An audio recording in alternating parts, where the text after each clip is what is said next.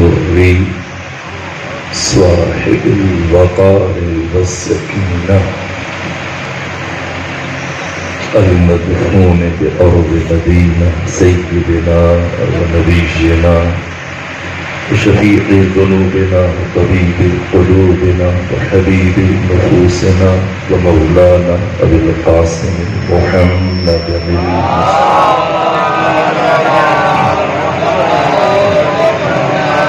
وأهل بيته الأطيبين الأطهرين الأنجلين المعصومين المظلومين ورحمة الله على أحبابهم وأصحابهم وشيبتهم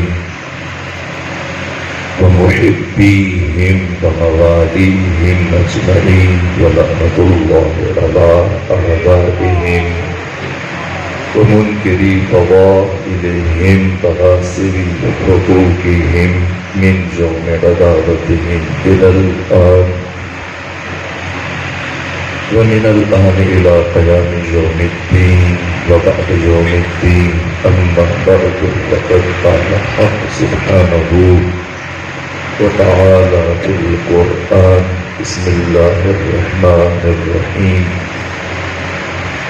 واعتصموا بحبل الله جميعا ولا تفرقوا واذكروا نعمة الله عليكم صلوات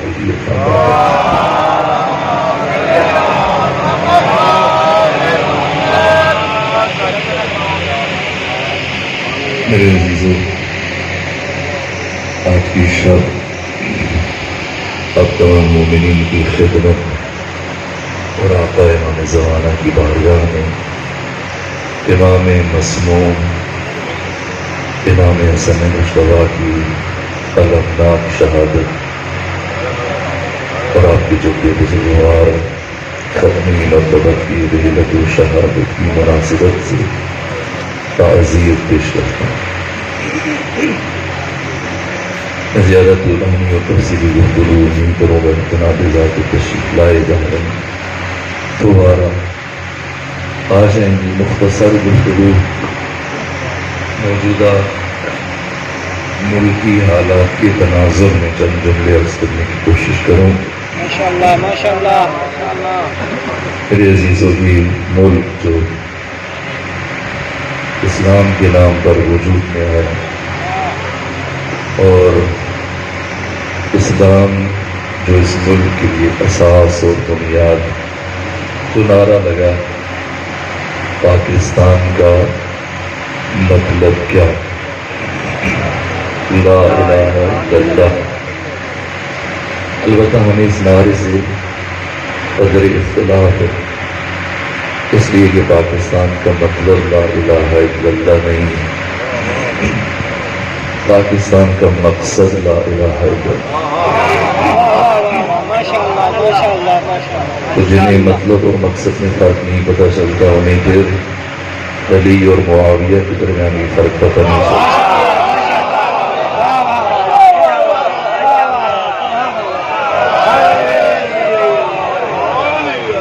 اگر پاکستان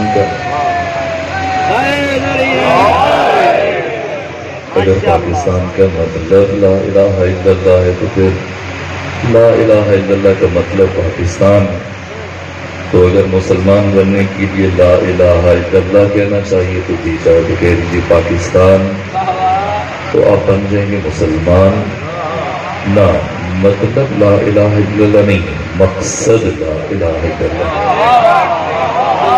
وہ ملک کہ جس کا مقصد لا الہ الا اللہ ہے، اسی لا الہ الا اللہ کی بنیاد کا نام حسین ابن علی، اور اس بات کو مرحوم اقبال جنہوں نے پاکستان کا خواب دیکھا، جس پاکستان کا خواب دیکھا، اس پاکستان کی بنیاد اور اساس کو بتایا اور کہا کہ انت از خونش بروید لا الہ۔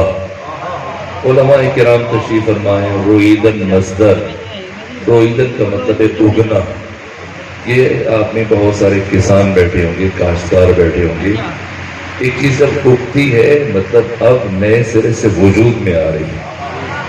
یعنی بنو امیہ کی حکومت نے لا الہ الا اللہ کو محو کر دیا تھا، ختم کر دیا تھا، نابود کر دیا تھا. اسلام میں بنو امیہ کا برسر اقتدار آ جانا یعنی اسلام پر فاتحہ پڑھ لیجیے. اسلام ختم ہوا. حسین صرف اس لیے کربلا آئے کہ اثر نو لا الہ الا اللہ کو حیات نو عطا کریں. یہ بات کہیے مرحوم اقبال نے، ان کے اس خونش برؤیت لا الہ، وہ حسین کے جس کے خون کے ایک ایک قطرے سے لا الہ الا اللہ نئے سرے سے جنم لے رہا تھا، نئے سرے سے پھوٹ رہا تھا. وہ ملک کے جو حسین کے نام پہ بنا کہ یہ لا الہ الا اللہ کے نام پہ بنا، تو لا الہ الا اللہ کی بنیاد حسین ہے. یعنی یہ ملک جس کی بنیاد حسینیت ہے، اس ملک میں حسین ابن علی اور معصومین علیہ السلام کو ان کے قاتلوں کی ناموس کے بل منظور کرنے کے جو منصوبے بنائے جا رہے ہیں، تو اس لفظ سے دھوکہ نہ کھائے. یہ جو لفظ استعمال کیا جا رہا ہے ناموس صحابہ بل، جنگ صفین میں جب یہ نعرہ بلند ہوا، جب مولا متقیان حملوں پر حملے کرتے ہوئے عمار یاسر کی شہادت کے بعد رات مسلسل لڑتے رہے، دن مسلسل جنگ کرتے رہے، سب اڑ رہے تھے فضا میں، تو اس کیفیت میں بڑھتے بڑھتے امیر شام کے خیمے تک پہنچ چکے تھے، اور امیر شام کے خیمے کی رسی کٹ چکی تھی، اور امیر شام کی فوج کا وزیر اعظم عمرو ابن عاص، اس نے علی کی تلوار سے بچنے کے لیے خود کو بے لباس کر دیا تھا، جس کے بعد مولا متقیہ نے اپنا رخ اس سے پھیر لیا تھا. جب اس کا قریبی ترین فرد، اس کا وزیر، جان بچانے کے لیے خود کو عریان کیا اور ننگا توڑتا ہوا خیموں تک پہنچا عریان حالت میں، اور امیر شام کو جب اپنی جان کا خوف لاحق ہوا، تب اس مرحلے میں ان دونوں نے کہا کہ اب کیا کیا جائے، ذوالفقار علی سے کیسے بچا جائے. عمرو ابن عاص نے فوراً سے یہ کہا کہ جتنے بھی قرآن ہیں سب کو جمع کیا جائے. قرآن اکٹھے کیے گئے اور انہیں نیزوں پر بلند کر دیا گیا. جب قرآن نیزوں پہ بلند ہوئے تو لا حکم الا للہ کے نعرے بلند ہوئے. امیر المومنین نے فرمایا کہ نہ، جنگ نہ روکو، فتنے کی جڑ بہت جلدی ختم ہو جانے والی ہے، تمام ہو جانے والی ہے، پرواہ نہ کرو. لیکن آپ کے لشکر میں سے بہت سارے افراد تلواریں نکال کر مولا علی کے سامنے آ کر کھڑے ہو گئے کہ اب جنگ کرنے کا مطلب کہ ہم قرآن سے جنگ کر رہے ہیں. حضرت نے فرمایا نہ، اصل قرآن، روح قرآن، حقیقت قرآن میری شکل میں تمہارے سامنے موجود ہے. یہ اس قرآن کا وجود قطبی ہے جو کاغذوں پر لکھ کے تمہارے سامنے لا رہے ہیں. اس سے فریب نہ کھاؤ، دھوکہ نہ کھاؤ. لیکن حضرت کی بات کو درخورد اعتنا نہ جانا گیا. قرآن نیزوں پہ بلند رکھے گئے اور لا حکم الا للہ کے نعرے کہ اب حکم صرف خدا کا چلے گا.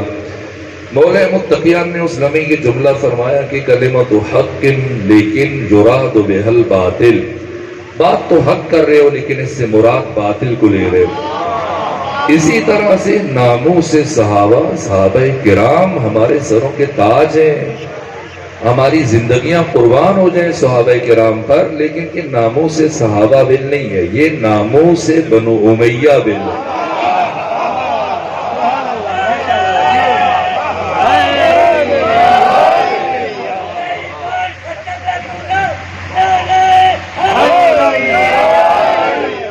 اصحاب رسول کا کون دشمن ہو سکتا ہے؟ وہ ہمارے محسن ہیں، ہمارے سروں کے تاج ہیں. ان کے وجود سے اسلام کو تقویت ملی ہے، انہوں نے ختمی مرتبت کا ساتھ دیا.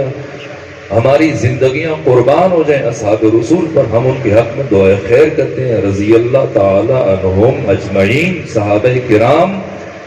لیکن بنام صحابہ کرام اگر کوئی بنو امیہ کے شجرہ خبیثہ کو مشرف بہ اسلام کرنا چاہتا ہے، انہیں رضی اللہ کی رضا اڑانا چاہتا ہے، تو اہل تشیع اپنی زندگیاں قربان کر دیں گے، اپنی جانیں قربان کر دیں گے، اپنی نسلیں قربان کر دیں گے. اگر تم ہم سے کہو کہ ہم عمرو بن عاص کو بھی صحابی مان لیں، مروان بن حکم کو بھی صحابی مان لیں، ولید بن عتبہ کو بھی صحابی مان لیں، عقبہ بن ابی معیط کو بھی صحابی مان لیں، نہ ہم اپنی زندگیاں قربان کر دیں گے ایسے دشمنان رسول کو، دشمنان آل رسول کو، قاتلان آل رسول کو کسی بھی طور صحابی ماننے کے لیے تیار نہیں ہے، صحابی ماننے کے لیے آمادہ نہیں ہے۔ اس ملک کو جتنی وحدت کی ضرورت آج ہے اس سے پہلے کبھی نہ تھی۔ وطن عزیز پاکستان جو چاروں طرف سے مختلف قسم کے دشمنوں میں گھرا ہوا ہے، یہود و حنود اس کے مقابلے میں، اندر سے باہر سے چاروں طرف سے یہ وطن عزیز پاکستان مشکلات کی زد میں ہے۔ اس ملک میں جتنی وحدت اور اتحاد کی ضرورت اس وقت ہے امت مسلمہ کو، اہل پاکستان کو، اس سے پہلے کبھی نہ تھی۔ وہ کام نہ کیے جائیں جن سے اس وطن کا، اس ملک کا، اس کے رہنے والوں کا اتحاد پارا پارا ہو جائے۔ اس قوم کو اتحاد کی ضرورت ہے، اور رمز اتحاد، راز وحدت، نصاب وحدت، منشور وحدت وہ ہے جو قرآن نے بیان کیا۔ تمام مسلمانوں کو حق تعالیٰ نے خطاب کیا، فرمایا وَاعْتَصِمُوا بِحَبْلِ اللَّهِ جَمِيعًا وَلَا تَفَرَّقُوا۔ اے مسلمانوں، اللہ کی رسی کو مضبوطی سے تھام لو، فرقوں میں نہ بٹو۔ حبل اللہ المتین کو مضبوطی سے تھام لو، پکڑ لو، اعتصام مضبوطی سے اپنی گرفت میں لو، پکڑ لو، اور فرقوں میں نہ بٹو۔ اور وَاذْكُرُوا نِعْمَةَ اللَّهِ عَلَيْكُمْ، ایک تو حبل اللہ کو تھام لو، دوسرے اللہ کی نعمت کا ذکر کرو۔ یہ بتانے کے لیے کہ حبل اللہ کیا ہے، پروردگار نے نعمت اللہ کا ذکر کیا، اس لیے کہ جو نعمت اللہ ہے وہی حبل اللہ ہے۔ نعمت اللہ کیا ہے، جس سے متعلق اللہ فرما رہا ہے وَاذْكُرُوا نِعْمَةَ اللَّهِ عَلَيْكُمْ، اور تم پر جو اللہ کا انعام ہے، اللہ کی نعمت ہے، اس کا ذکر کرو۔ کون سی نعمت کا ذکر کرنے کے لیے کہا جا رہا ہے؟ بہت واضح ہے۔ جب نعمان بن ثابت امام صادق کے پاس گئے اور آپ نے 40 سوال پوچھے، میں نے عرض کیا تھا وہ جو آخری جملہ ہے، آخر میں امام صادق نے استفسار کیا، جناب نعمان بن ثابت بتائیں، یہ جو قرآن مجید کی آیت ہے کہ ثم لتسألن یومئذ عن النعیم، کہ پھر قیامت کے دن ان سے نعمتوں سے متعلق سوال کیا جائے گا، ذرا بتائیں وہ کون سی نعمتیں ہیں؟ وہ بولے یہی جو ہم استعمال کرتے ہیں، کھاتے ہیں، پیتے ہیں، پہنتے ہیں۔ کہا اگر یہ نعمتیں مراد ہیں تو پھر ایک سوال کا جواب دیں کہ اگر کوئی شخص آپ کو اپنے گھر بلائے، دسترخوان بچھائے، آپ کی مہمان نوازی کرے، آپ کے لیے کھانے چن دے، آپ کے لیے مشروبات سجا دے، اور اس کے بعد اچھا کھلائے، اچھا پلائے، وقت رخصت آپ کو انعام دے، تحفے دے، ہدیے دے، لباس دے، پارچے دے، خوشبو دے، عزت و احترام کے ساتھ آپ کو گھر سے رخصت کرے، اور عزت و احترام سے رخصت کرنے کے بعد پھر اگر کبھی آپ لوگوں کے بیچ میں اسے مل جائیں تو آپ کو روک کر سب کے درمیان پوچھنا شروع کر دے کہ صاحب ذرا بتائیں تو صحیح، اس دن جب آپ میرے گھر میں آئے تھے میں نے کھانے میں کیا کھلایا تھا، پینے میں کیا پلایا تھا، بعد میں تحفے کیا کیا دیے تھے، ذرا مجھے بتائیں، ایک ایک کا حساب دیں، ایک ایک کے بارے میں بتائیں۔ کہا جناب نعمان بن ثابت بتائیں آپ اس شخص کے بارے میں کیا رائے قائم کریں گے، کیا سوچ اپنائیں گے اس شخص سے متعلق؟ کا میں یہی سوچوں گا بہت کم ظرف ہے، کمینہ ہے، کھلانے کے بعد جتلا رہا ہے، پلانے کے بعد جتلا رہا ہے، تحفے دینے کے بعد سب کے بیچ میں کھڑے ہو کے پوچھ تاچھ کر رہے ہیں۔ کہ اب بتائیے خدا سے متعلق کیا خیال ہے؟ کیا آپ کا عقیدہ توحید یہ ہے کہ اللہ آپ کو دنیا میں کھلائے گا، پلائے گا، یہ چیزیں، مشروبات، یہ نعمتیں دینے کے بعد پھر قیامت کے دن ان سے متعلق سوال کرے گا؟ کہ فرزند رسول پھر آپ بتائیں وہ کون سی نعمت ہے جس سے متعلق قیامت کے دن اللہ ہر انسان سے پوچھے گا؟ فرمایا ہوشیار ہو جائیے، وہ نعمت ہم محمد و آل محمد کی ولایت کی نعمت ہے۔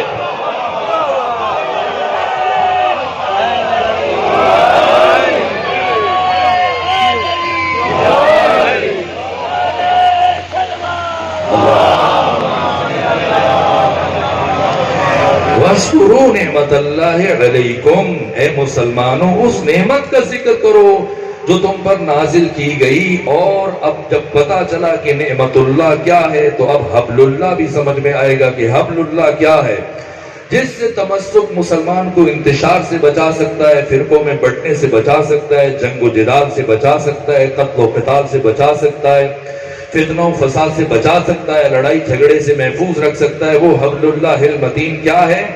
تفسیر الکشف والبیان جو جناب ثعلبی نے لکھی، جن کی وفات 427 ہجری میں ہوئی، اور تفسیر کبیر جو امام فخر الدین رازی نے لکھی، جن کی وفات 606 ہجری میں ہوئی، اور تفسیر روح المعانی جو جناب آلوسی نے لکھی، اور تفسیر کشاف جار اللہ زمخشری نے جو لکھی، جن کی وفات 538 ہجری میں ہوئی، اور تفسیر در المنصور جو علامہ جلال الدین سیوطی نے لکھی، جن کی وفات 911 ہجری میں ہوئی۔ اس کے علاوہ بڑی بڑی تفاسیر جو 1400 سالوں میں لکھی گئی ہیں، صفحے اول کی تفاسیر، ان سب میں یہ روایت موجود ہے کہ ابن عباس ختمی مرتبت کے پاس بیٹھے تھے۔ وہ روایت کرتے کہ ایک اعرابی ختمی مرتبت کے پاس آیا، داہنے طرف پیغمبر کے علی بیٹھے تھے، بائیں طرف عبداللہ ابن عباس بیٹھے تھے۔ اعرابی آگے پوچھتا ہے، یا رسول اللہ، یہ جو قرآن کی آیت ہے کہ وَاعْتَصِمُوا بِحَبْلِ اللَّهِ جَمِيعًا وَلَا تَفَرَّقُوا، اللہ کی رسی کو مضبوطی سے تھام لو، پروردگار سے، یا رسول اللہ پروردگار نے کس رسی سے تمسک کو حکم دیا، وہ کون سی رسی ہے؟ ہم نے نہیں دیکھی۔ کہا اعرابی اس رسی کو دیکھنا چاہتے ہو؟ کہاں یا رسول اللہ دیکھنا چاہتا ہوں۔ ختمی مرتبت نے علی کے ہاتھ پہ ہاتھ رکھا، کہا اعرابی یہی حبل اللہ المتین ہے، اسی علی سے تمسک امت کو فرقوں میں بٹنے سے بچا سکتا ہے۔ اگر امت چاہتی ہے کہ تفرقہ بازی سے بچے، فرقوں میں بٹنے سے بچے، گروہوں میں بٹنے سے بچے، تو راز وحدت ایک ہستی ہے جس کا نام علی ابن ابی طالب ہے۔ علی امت مسلمہ میں راز وحدت، علی اس امت مسلمہ میں راز وحدت ہے، رمز وحدت ہے، منشور وحدت ہے، نصاب وحدت ہے۔ اگر امت علی کی ذات پر اکٹھی ہو جاتی، خدا فرماتا ہے میں کبھی جہنم کو خلق نہ فرماتا۔ یہ علی پوری امت مسلمہ میں تمام فرق اسلامی کے درمیان رمز وحدت ہے، راز وحدت ہے، منشور وحدت ہے، نصاب وحدت ہے۔ امت اگر اکٹھی ہو جائے، اور دیکھیں 1400 سالوں میں اب کہاں سے شروع کریں، کس کی بات، جس کا نام لے اس کی بات کر لیتے ہیں۔ اگر خلفاء میں سے کسی کا پوچھتے ہیں تو میں پھر عمر ابن خطاب کی بات کرتا ہوں۔ یہ عمر ابن خطاب جو موقع حج پر طواف کے بعد مقام ابراہیمی پہ ساتھیوں کے ہمراہ بہت سارے افراد بیٹھے ہیں، اور ایسے میں ایک شخص روتا ہوا آیا، رخساروں سے خون ٹپک رہا ہے، گر رہا ہے، اور آیا اس حال میں کہ اس کا رخسارہ سرخ ہے، خون گر رہا ہے۔ آ کر خلیفہ ثانی سے عمر ابن خطاب سے شکوہ کیا، پوچھا کیا ہوا تمہیں، کیوں خون گر رہا؟ کہا اے خلیفہ ضربنی ابو الحسن، مجھے ابو الحسن نے مارا، علی ابن ابی طالب نے تماچا مارا۔ ایک مرتبہ غصے سے خلیفہ وقت نے کہا بلاؤ علی کو، بلاؤ ابو الحسن کو، کیوں مارا اسے؟ جیسی علی ابن ابی طالب تشریف لائے، کہا اے علی ابن ابی طالب آپ نے اسے کیوں مارا؟ کہا یہ میرے آگے آگے طواف کر رہا تھا، اور دوران طواف یہ مسلمانوں کی ناموس پر نگاہ بد ڈال رہا تھا۔ میں نے دیکھا یہ مسلمانوں کے حرم میں مسلمان خواتین کی طرف بری نگاہ سے برابر دیکھے جا رہے۔ میں نے اسے تذکر دیا، سمجھایا، امر بالمعروف کیا کہ نہ، اللہ کے گھر میں حیا کرو، شرم کرو، مسلمانوں کی ناموس کی طرف نگاہ بد نہ ڈالو۔ لیکن میرے کہنے کے باوجود، امر بالمعروف کے باوجود، میرے تذکر، میری نصیحت کے باوجود، میں نے دیکھا یہ پھر سر گھما کر برابر معصومی مسلمین کی ناموس کی طرف نگاہ ڈال رہا ہے۔ یہاں تک کہ میری غیرت نے تحمل نہ کیا، برداشت نہ کیا، میں آگے بڑھا اور میں نے ایک تھپڑ اس کے رخسار پہ جڑا۔ جیسی سنا عمر ابن خطاب نے اب کیا کہتے، وقت کے خلیفہ ایک مرتبہ ابھی تو غصے میں کہا جا رہا تھا کہ بلاؤ علی کو کیوں مارا، اور جیسی علی نے وجہ بیان کی تو اب اس شخص کی طرف جو شکایت لے کے آیا تھا، وقت کا حکمران اور خلیفہ موڑا اور کہا کہ رعاک عین اللہ ولطمک ید اللہ، اللہ کی آنکھ نے تجھے دیکھا، اللہ کے ہاتھ نے تجھے مار دیا۔ عمر ابن خطاب کیا کر سکتا ہے؟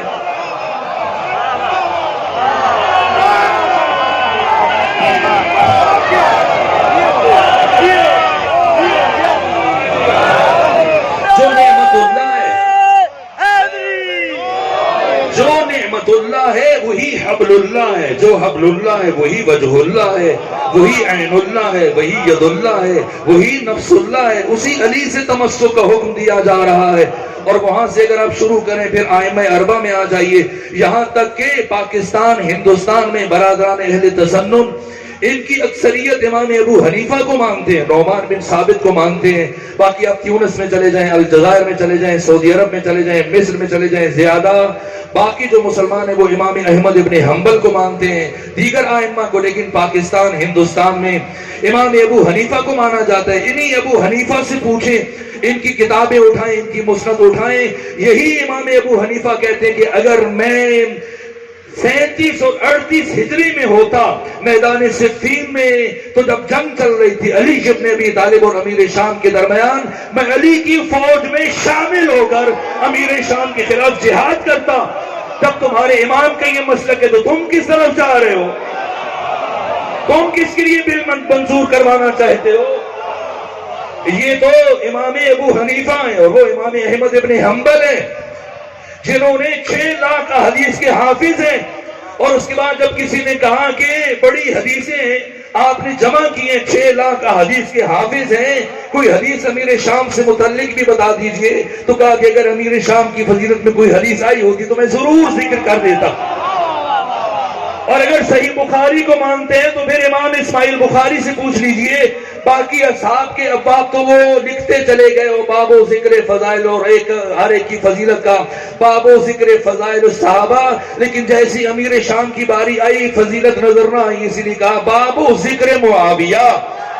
تو جب امام اسماعیل بخاری کو اور امام مسلم ابن حجاج کو، امام نسائی کو، امام ترمذی کو، ان میں سے کسی کو کوئی حدیث نظر نہ آئی امیر شام سے متعلق، تو آج کے ملا کو یہ حدیثیں کہاں سے مل گئی ہیں؟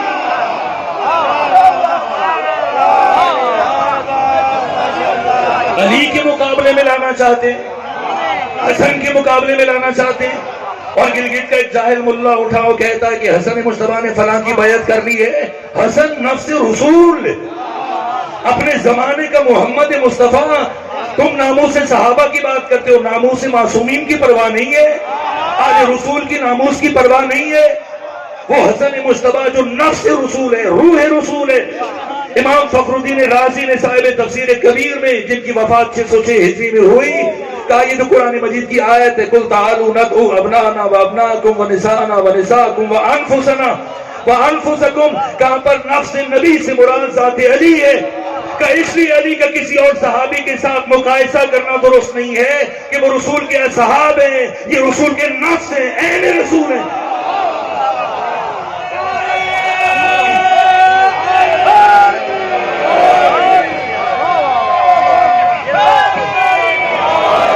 وہ حسن مجتبیٰ جن سے متعلق ام المومنین سے پوچھا جائے، وہ بتائیں کہ حسن مجتبیٰ وہ امام ہیں، وہ شخصیت ہیں جن کی ماں فاطمہ زہرا، جن کی اس کائنات میں تشریف آوری کے لیے اللہ نے ماہ مبارک رمضان کی حالت روزہ کو منتخب کیا ہو، 2 نمازوں کے درمیان کا درمیانی وقفہ منتخب کیا ہو.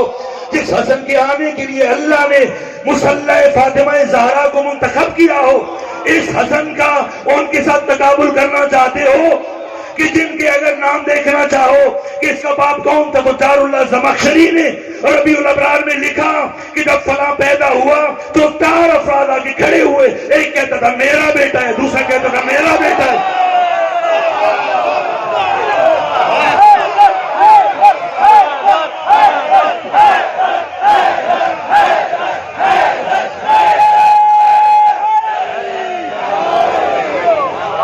حسن مجتبیٰ کا کسی مجہول النسب سے کیا مقابلہ ہے، کیا تقابل ہے؟ یہ حسن مجتبیٰ کی توہین ہے، حسن مجتبیٰ کی شان میں گستاخی ہے. علی فرماتے ہیں، علی نے اپنا نوحہ پڑھا نہج البلاغہ میں. کیا نوحہ پڑھا، کیا فریاد ہے علی کی؟ سمجھنا چاہیے ناموس صحابہ. علی کو کم سے کم صحابی تو مان لو.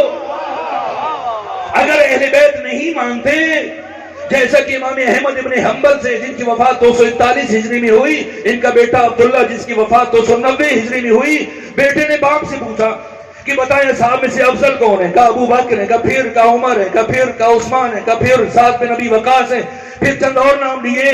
ثم سکتا، پھر خاموش ہو گئے. بیٹے نے کہا علی کا نام نہیں لیا. تو باپ نے کہا بیٹا تمہارا سوال ہی غلط ہے،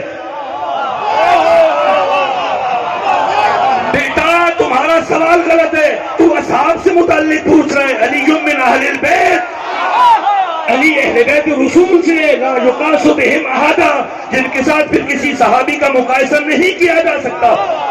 تو مانو علی کو اہل بیت میں سے نہ مانو، آل رسول میں سے نہ مانو، صحابی مان لو، علی کو صحابی مان لو. دل مولا علی مولا علی مولا حاجت روا مولا علی مولا علی مولا حاجت روا مولا علی مولا علی مولا فلک مولا علی مولا علی مولا فلک مولا علی مولا علی مولا حیدری یا علی یا علی یا علی آل رسول میں سے نہ مانو علی کو، کم سے کم صحابی تو مانو.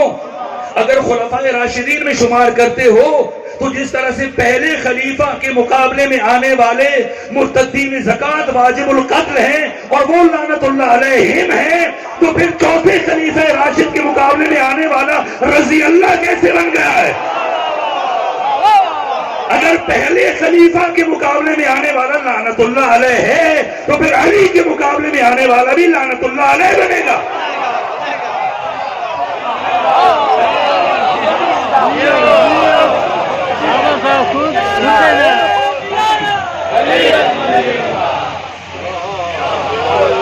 پروردگار آپ کو سلامت رکھے. یہ بل یہ دشمن کی مجبوری بن چکی ہے. کیوں یہ بل پاس کروائے جا رہے ہیں؟ کسی کو صحابہ کرام سے کوئی زیادہ دلچسپی نہیں ہے، مسئلہ کچھ اور ہے. کچھ آپ کے خطبہ کی طرف سے سستیاں ہوئی ایسی کہ بس اوقات اگر کوئی شخص مذہب اہل بیت قبول کرنا چاہتا ہے تو اب میں یہاں ملتان میں بھی کتنے سالوں سے کتنے افراد نے مکتب اہل بیت کو قبول کیا، باقی شہروں میں بھی جاتے ہیں، لیکن میں اس خطرے کو بھانپتا ہوں، وہ سمجھتا ہوں. لیکن بس اوقات ہمارے خطبہ باز ذاکرین اگر کوئی مذہب اہل بیت قبول کرتے ہیں تو اسے ممبر پہ لے آتے ہیں، اور پھر وہ جب کلمہ پڑھتا ہے تو یہ بھی ایسی پریشانی پھیل جاتی ہے، عجیب سا تاثر جاتا ہے. یہاں سے خود ان آنے والے عرصوں میں پہلے تو ان مجلسوں سے، یہ مجلس خواہش سید سجاد ہے، یہ مجلس سنت سید سجاد ہے. اس کی پہلی بانیہ جناب زینب کبریٰ سلام اللہ علیہا ہے. جب شام سے قید ختم ہوئی مدینے جانے کا انتظار نہیں کیا، کہا اگر تو چاہتے کہ ہم رہا ہوں تو اب ہم رہائی 3 شرطوں پر قبول کریں گے. اور پہلی شرط یہ کہ 3 دن کے لیے یہاں شام میں مجلس عزا برپا ہوگی. یزید کے گھر میں مجلس عزا کو برپا کیا. یہ عزاداری، یہ مجالس اسی سنت زینبی کا تسلسل ہے. پھر امام علی زین العابدین کہاں میں نے بیان کیا تھا شاید کہ بنو امیہ کا چیف جسٹس ہے محمد ابن مسلم ابن شہاب زہری. جب امام کا مرید بن گیا اور اسی کا بیٹا جب اس نے خواہش کی کہ وہ چاہتا ہے کہ امام اس کی شادی میں شرکت کریں، فرمایا ابن شہاب ہم نے خوشیوں میں جانا چھوڑ دیا. تو اس نے کہا کہ بابا امام سے کہیں اگر شرکت نہ کی تو میں شادی نہیں کروں گا. امام نے فرمایا اگر تو چاہتا ہے کہ میں شرکت کروں تو پھر میری بھی ایک شرط ہے کہ تم اپنی شادی میں ایک مجلس عزا کو برپا کرنا اور اس مجلس میں میرے بھائی علی اکبر کی شہادت کو بیان کرنا. کیسے چلی یہ عزاداری؟ یہ مجالس اسی عزاداری کا تسلسل ہے. یہ مجالس چل رہی تھی، لیکن پہلے آپ دیکھیں مفتیوں کو دیکھیں، مولویوں کو دیکھیں، نام نہاد ان دین بازوں کو دیکھیں. کہیں اگر کوئی شراب پیتا نہیں کہتے شراب پینے سے نکاح ٹوٹ جائے گا. اگر کوئی بدکاری کرتا ہے نہیں کہیں گے بدکاری سے نکاح ٹوٹ جائے گا. اگر کوئی چوری کر لے کہیں کہ اس کے گناہ نکاح ٹوٹ جائے. نہیں، قتل کرو نکاح نہیں ٹوٹے گا. کوئی بھی جرم کر کے آ جاؤ نکاح نہیں ٹوٹے گا. اگر کوئی مجلس حسین میں چلا گیا نکاح ٹوٹ جائے گا. کیوں؟ اسے پتا ہے کہ مجلس حسین میں جب کوئی جاتا ہے تو پھر ہور بن کر پلٹ آتا ہے. اس خطرے سے بچنے کے لیے، نمٹنے کے لیے کسی کام سے نکاح نہیں ٹوٹتا، مجلس میں جانے سے نکاح ٹوٹ جاتا ہے. ایک عرصے تک اس نے روک کے رکھا، اس کا حربہ کامیاب رہا، کارگر رہا. لیکن اب یہ ڈیجیٹل بٹیرے، یہ موبائل سیل جو بچوں کے جوانوں کے ہاتھوں میں ہیں، چاہے ان کی بہت ساری خرابیاں ہیں وہاں ان کی کچھ فوائد بھی ہیں. جب محرم شروع ہوتا ہے فیس بک پہ سے ایسی کھنگال دے کوئی نہ کوئی ایسی چیز نکل آتی ہے، کوئی نہ کوئی ایسا جملہ کانوں سے ٹکراتا ہے جو اس کی ہدایت کا سبب بن جاتا ہے. اب جو بیداری بڑی ہے، شعور بڑا ہے، اب ان مجالس پر پابندیاں لگانے کے لیے کسی نے سے ذکر ہی نہ ہو. ان مجالس میں اگر ہم یہ جو کہا جا رہا ہے ناموس بنو امیہ بل، اس کا مطلب یہ کہ ہم قرآن مجید کی کم سے کم 500 آیتوں سے ہاتھ اٹھا لیں اور انہیں بیان نہ کریں. پہلے امت کو بتاؤ، صحابہ کی تعریف بتاؤ، توحید کی تعریف بتاؤ. اس صحابی کسے کہتے ہیں یہ بھی سمجھنا چاہیے. یہ نہیں کہ کوئی ملا اٹھے اور صحابی کی تعریف بتا دے کہ صحابی یہ ہوتا ہے. ابھی قاضی ظہور احمد فیضی نے جو لاہور سے بہترین کتاب لکھی ہے کہ صحابہ و طلقاء، تو فرق پتہ چلنا چاہیے کہ صحابہ کون ہے، طلقاء کون ہے۔ فتح مکہ کے موقع پر آزاد ہونے والے جو اسلام کی حقانیت سے متاثر نہیں ہوئے، انہیں اٹھا کر صحابہ میں شامل نہ کرو، پہلے صحابی کی تعریف کرو، پھر توہین کا مطلب بھی بتاؤ۔ تنقید الگ ہے، توہین الگ ہے۔ جب مولانا ابو العلا مودودی، میں حیران ہوتا ہوں اس چترالی سے جس کا تعلق جماعت اسلامی سے، اور اٹھ کے بل پیش کر رہا ہے، اور جس نے جماعت اسلامی کو بنایا، جن کے افکار پر جماعت اسلامی چلتی رہی، ابو العلا مودودی انہی کی باتوں کو بھول گیا۔ جب مولانا ابو العلا مودودی نے خلافت و ملوکیت لکھی ہے، ان پر تنقید ہوئی، ملک کے چاروں طرف سے ان کی کفر کے فتوے لگے اور مطالبہ کیا گیا کہ اپنی کتاب کو واپس لے لیجئے، آپ نے توہین کی۔ انہوں نے یہی بتایا کہ توہین اور تنقید میں فرق کو سمجھو۔ اگر تنقید کرنا توہین ہے، پھر پہلے مرحلے میں قرآن پر پابندی لگا دو، پھر بخاری پر پابندی لگاؤ، مسلم پر، دیگر حدیث کی کتابوں پر، اس لیے کی ساری حدیث کی کتابیں۔ اب اگر کوئی آیت پڑھے اس نے توہین کر دی، اگر کوئی حدیث پڑھے اس نے توہین کر دی، اگر کوئی تاریخ سے کوئی روایت نقل کر دے اس نے توہین کر دی۔ نا، ایسا نہیں ہے، سمجھنا چاہیے۔ اور ملت عزیز، واقعی ہے جوانوں بزرگوں، مر چاہیے کبھی بھی وطن عزیز پاکستان میں بنو امیہ کے شجر خبیثہ پر کمپرومائز نہ کیجیے گا۔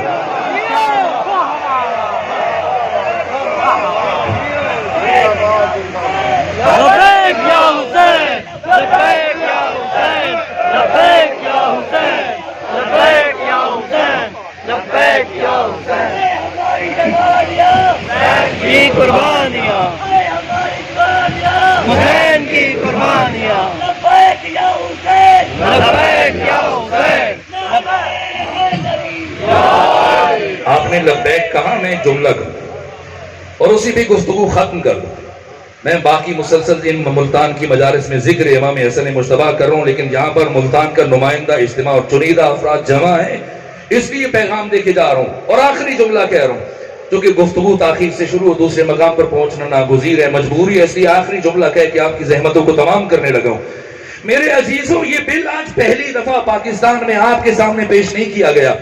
یہ بل 28 رجب کو بھی حسین ابن علی کے سامنے پیش کیا گیا تھا، اور یہی بل روز عاشور میں دوبارہ حسین ابن علی کے سامنے پیش کیا گیا۔ جب 28 رجب کو حسین کے سامنے پیش کیا گیا تب کیا کہا؟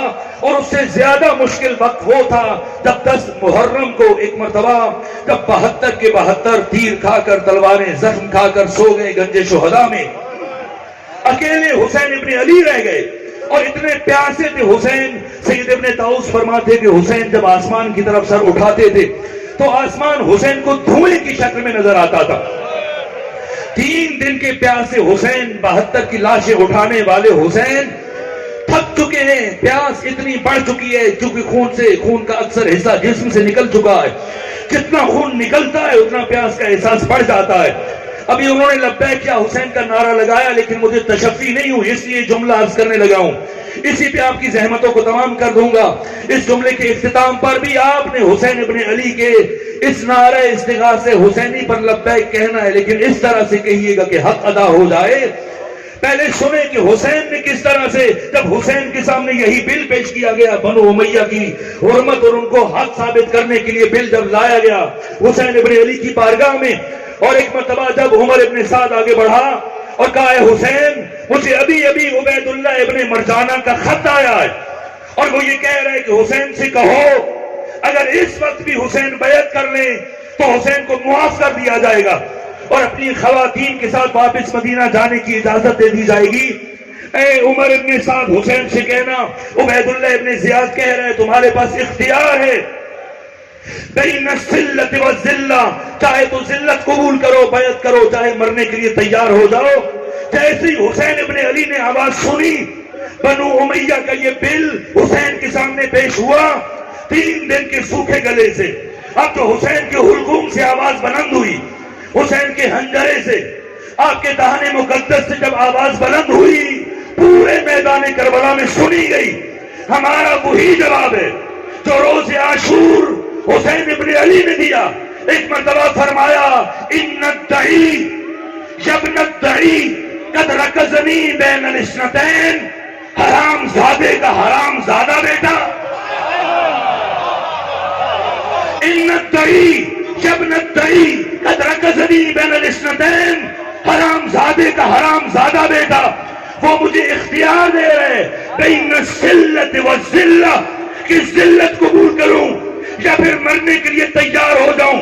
اے عمر ابن سعد، جا کر کوفہ میں عبید اللہ ابن زیاد کو بتانا، حسین کربلا میں کہہ رہے تھے ہیہات من الذلہ، ہیہات من الذلہ، میں کبھی ذلت کا طوق اپنی گردن میں نہ پہنوں گا۔ اللہ نے ذلت کو حسین سے بہت دور رکھا ہے۔ آؤ حسین کی آواز سے ہم آہنگ ہو جاؤ، آؤ اپنی توانائیوں کو جمع کرو۔ یہ جوان عہد کریں وطن عزیز پاکستان میں علی اکبر کی سنت پر چلتے ہوئے ہم اپنی جوانیوں کو قربان کر دیں گے، اپنے بچوں کو اپنی گودیوں میں قربان کر دیں گے، لیکن کبھی بھی وطن عزیز پاکستان میں بنو امیہ کے شجرہ خبیثہ کو مر جائیں گے قبول نہیں کریں گے۔